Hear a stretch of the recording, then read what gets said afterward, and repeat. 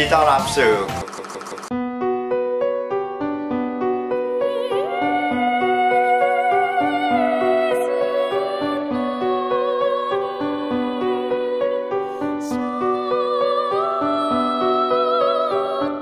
ถ้าคุณอยู่ในคณะที่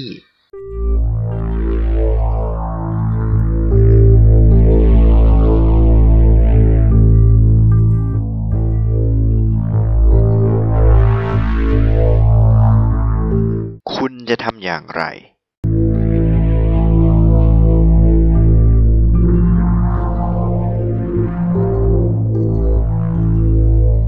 ผมเลือกที่จะ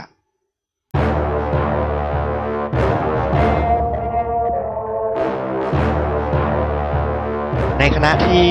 มีปัญหาคุณภาพการสอนตกต่ำมีการทุจริตขายข้อสอบอยู่เสมอนะครับเกือบ20 ปีหลังการก่อตั้งยังไม่มีการพัฒนาคุณภาพเท่าที่ควรมีการประชาสัมพันธ์มากนะครับประชาสัมพันธ์นี่ลงทุนในการประชาสัมพันธ์ปีประมาณ400 ถึง 500 ล้านบาทรายรับได้ต่อปีเป็นหลายพันล้านบาทแต่ไม่ใช่จ่ายเพื่อการพัฒนาคุณภาพเมื่อมีปัญหาเจ้าของสถาบันรับทราบเสมอแต่ว่าไม่ได้แก้ไขนะครับในขณะที่นักศึกษาเนี่ยมาเรียนก็ต่างตอบแทนสถาบันโดยตลอดมีกิจกรรมกับภาคสังคมอยู่มากมายนะครับซึ่งสร้างชื่อเสียงให้สถาบันมีการไปบำเพ็ญประโยชน์ในชนบทบำเพ็ญประโยชน์ร่วมกับองค์กรต่างๆทั้งภาครัฐภาคเอกชนและองค์กรส่วนรวมเช่นองค์กรสวทนะครับเป็นองค์กรแพทย์สหพันธ์นิสิตนักศึกษาแพทย์ในประเทศไทยนะครับแต่ว่าคณะนี้เขาก็ไม่ค่อยดูแลนักศึกษาเท่าไหร่นะครับแล้วก็ยังมีการสร้างภาพเช่นกรณีหมอในชนบทนะครับไปเอาหมอบางคนเนี่ยที่มาโฆษณาปรากฏว่านี่สุดท้ายเวลาไปใช้ทุนในชนบทก็ขอลาออกก่อนนะครับเป็นเรื่องที่สร้างภาพทั้งสิ้นโฆษณาที่ออกทีวีจำนวนมากเนี่ยโฆษณาไปเท่าไหร่ก็ไม่ประสบความสำเร็จนะครับเมื่อเกิดปัญหาขึ้นนะครับเราจะยอมจำนวนต่อความเป็นจริงนะครับหรือว่าคิดที่จะเปลี่ยนแปลงมันนะครับอยากให้ลองจินตนาการถึงภาพความเดือดร้อนใจนะครับสมัยนั้นอึดอัดใจกันมากว่าโอ้โหทำไมมาเรียนในคณะที่รันทดเราจะปล่อยให้สถาบันแห่งนี้ล่มจมต่อไปดีไหมจบมาเราก็ไม่กล้าบอกใครว่าเราจบจากที่นี่รับเละปีละ400 ล้านบาทเฉพาะบางคณะนะครับแต่จ่ายเพื่อการพัฒนาไม่ถึง 10% มีการทุจริตอีกมากมายตอนแรกที่ผมเข้ามาเรียนเนี่ยในสมัยปี 2548 นะครับรู้สึกถึงความอยุติธรรมและปัญหาคุณภาพมากมายเลยผมก็คุยกับรุ่นน้องนะครับแล้วก็เพื่อนสนิทอยู่ไม่กี่คนว่าเราจะทำยังไงกันดีนะครับเราก็หาคนที่จะมาเป็นผู้นำเริ่มเป็นผู้ริเริ่มที่จะแบ่งปันความรู้ให้แก่เพื่อนๆแก่รุ่นน้องว่าเราจะต้องรักคณะต้องพยายามสร้างสรรค์คณะให้ดีขึ้นนะครับก็ปี 2549 ก็เริ่มฟอร์มทีมกันในแต่ละรุ่นพอนักศึกษารู้เรื่องกันเยอะขึ้นนะครับว่าเรามีปัญหาอะไรนะครับเราก็พยายามพูดคุยเกี่ยวข้องเช่นผู้ใหญ่หลายๆท่านในมหาวิทยาลัยเขาก็พูดอย่างแต่เขาก็ทำอีกอย่างหนึ่งนะครับก็นำไปสู่การดำเนินการขั้นถัดไปนะครับก็คือในรูปนี้ก็คือท่านอาจารย์แพทย์หญิงบุญเชียนปานเสถียรกุลนะครับท่านก็เป็นคณบดีที่เราไปพึ่งไปบุญนะครับให้ท่านช่วยร่วมกับเราในการต่อสู้กับทางนักธุรกิจการศึกษานะครับท่านก็พยายามสู้ก่อนให้เรานะครับจนท่านสุดท้ายท่านก็เป็นมะเร็งนะครับและท่านก็เสียชีวิตครับจนถึงลมหายใจสุดท้ายก็ทำเพื่อพวกเรานะครับทีนี้พอเราร้องเรียนไป10 ครั้งคุยกันไป10 ครั้งไม่รู้เรื่องนะครับเราก็เริ่มมีการร้องเรียนผ่านเว็บไซต์ต่างๆแล้วก็ทางช่องทางนะทางเว็บมหาลัยทางแพทยสภาทางสกอ.นะครับก็มีองค์กรต่างๆมาช่วยตรวจสอบแต่ว่าเรื่องก็ยังไม่ค่อยไปถึงไหน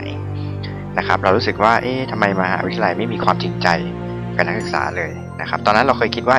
ปัญหาอยู่ที่ท่านคณบดีคณะวิทย์หรือเปล่าเป็นท่านคณบดีคนก่อนนะครับว่าท่านไม่ค่อยดูแลเราในฝั่งพรีคลินิกแต่จริงแล้วเรามาพบทีหลังว่าท่านเองก็น่าสงสารครับคือท่านก็ไม่ได้รับการสนับสนุนจากมหาวิทยาลัยมากสักเท่าไหร่นะครับคือเรื่องรายได้เรื่องเงินเรื่องอะไรเรื่องงบรับเละปีแล้วไม่รู้กี่ร้อยล้านนะครับแต่ให้เขามาจัดการแค่ปีละ10 ล้านอย่างเงี้ยมันก็ไม่รู้จะไปทำยังไงก็เลยทำให้เราต้องมีการดำเนินการในระดับต่อไป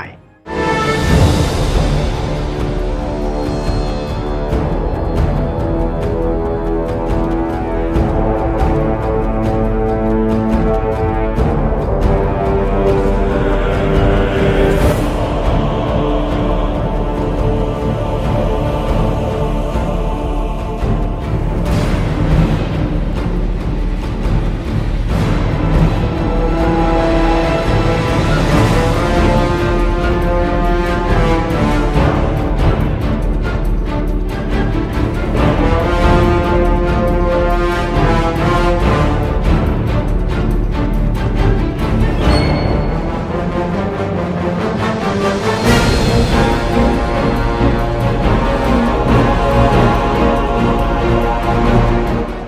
ก็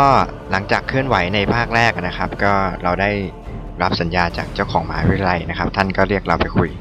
นะครับและท่านก็สัญญาว่าจะให้ความเจริญก้าวหน้าแก่เรานะครับทางหลักสูตรทรัพยากรอุปกรณ์ต่างๆเราก็ได้ห้องสโมเพิ่มมากขึ้นนะครับได้ทรัพยากรได้อาจารย์ใหญ่ไว้ใช้ศึกษาเพิ่มมากขึ้น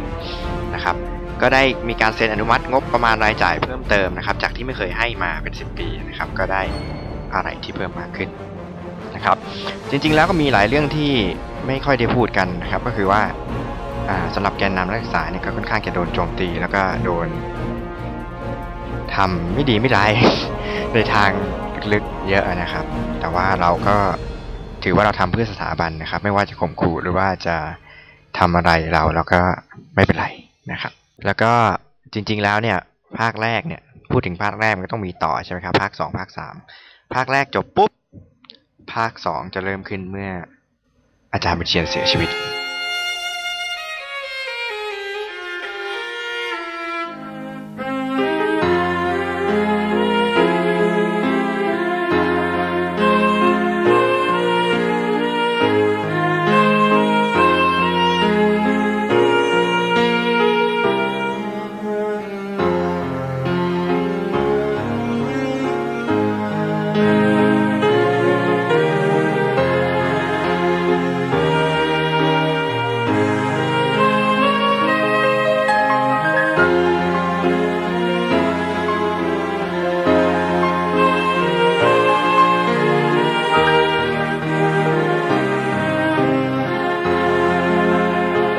เมื่ออาจารย์บุญเชียนเสียชีวิตนะครับ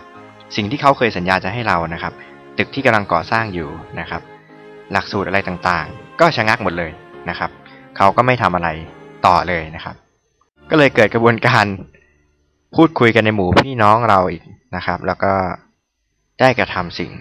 เพื่อสถาบันอีกครั้งหนึ่ง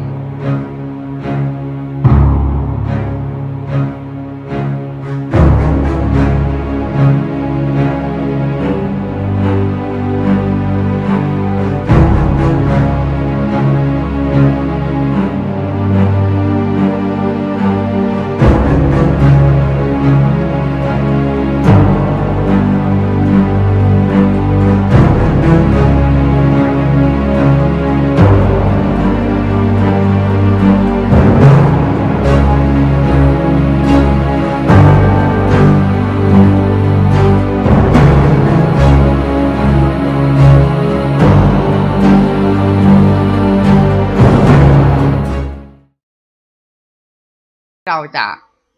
ไม่ได้จับสลากในรอบแรกแล้วก็ไม่มีใครคิดจะทำอะไร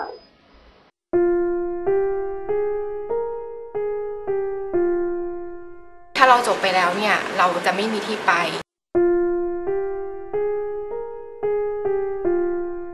ถามว่าอะไรคือความแตกต่างของแพทย์รังสิต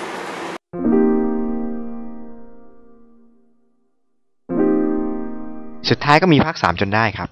ก็คือเมื่อสมัยรุ่นผมเนี่ยปีสุดท้ายแล้วก็พบว่าเราเรียนไปแต่ว่าพอใกล้จะจบเนี่ยนะครับคือมีการกีดกันเราอย่างมากนะครับทั้งการสมัครแพทย์เพิ่มพูนทักษะหรือการสมัครแพทย์พี่เลี้ยงต่างๆนะครับแทบจะไม่มีหนทางเรียนต่อรับไม่ได้นะคะ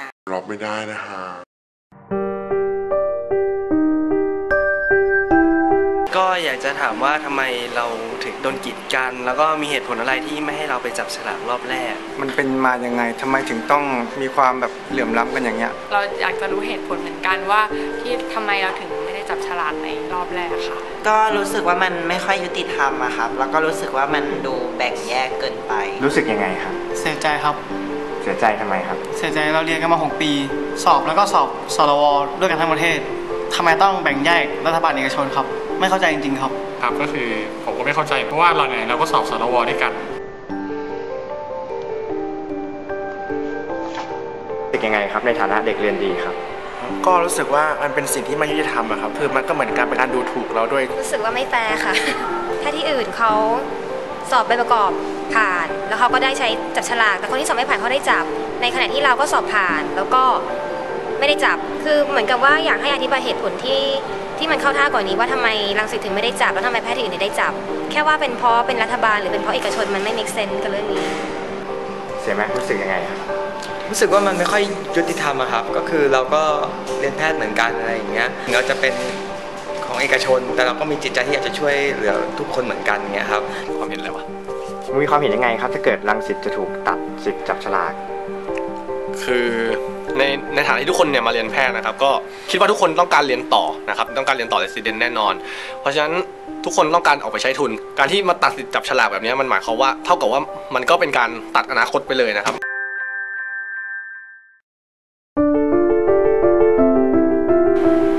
ก็เรียนจบเราไปทำอะไร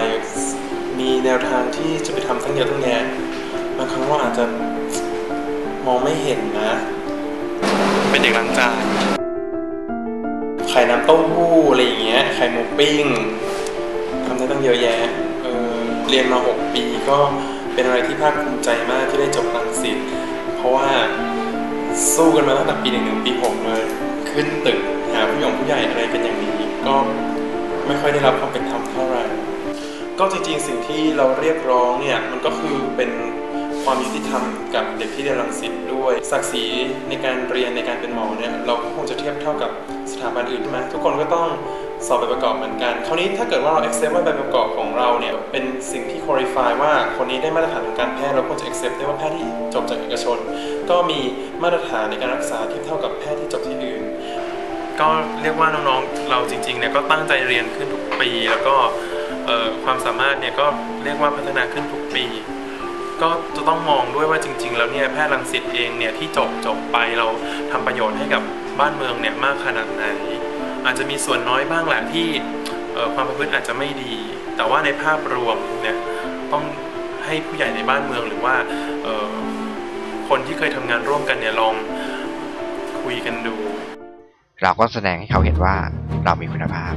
การต่อสู้ในภาค 3ก็เป็นเรื่องของการวิ่งเต้นกับผู้ใหญ่ทางกระทรวงและทางข้าราชการพลเรือนนะครับมีการทำคลิปเพื่อให้ความรู้นักศึกษา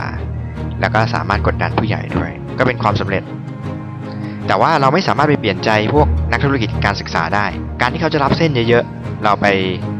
บอกเขาไม่ได้ว่าช่วยรับเส้นให้น้อยลงหน่อยเพราะมันไม่มีคุณภาพเพราะฉะนั้นสิ่งที่เราเปลี่ยนแปลงได้ก็คือเริ่มต้นจากตัวเราเองนะครับเปลี่ยนแปลงตัวเราเองให้ได้ก่อนขยันรักเพื่อนรักพี่น้องแล้วก็รักคณะอื่นด้วยทำกิจกรรมช่วยเหลือกันเสียสละจริงๆแล้วการมาเรียนแพทย์มันไม่ใช่เพื่อรายได้มันเป็นการปลูกฝังจิตวิญญาณในการให้มอบอุทิศแก่สังคม